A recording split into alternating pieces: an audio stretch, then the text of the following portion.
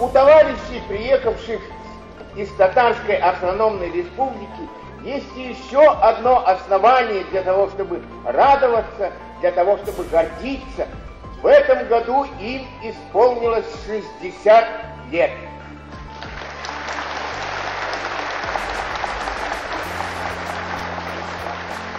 «60 лет – это и для человека много, это много и для государства.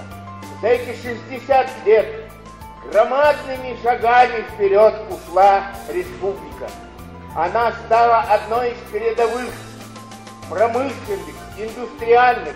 Такие сооружения, как КАМАЗ, известны не только нам, жителям Советского Союза, а и всему миру. Им есть чем гордиться, есть чему радоваться. И они приехали сюда поделиться с нами этой радостью.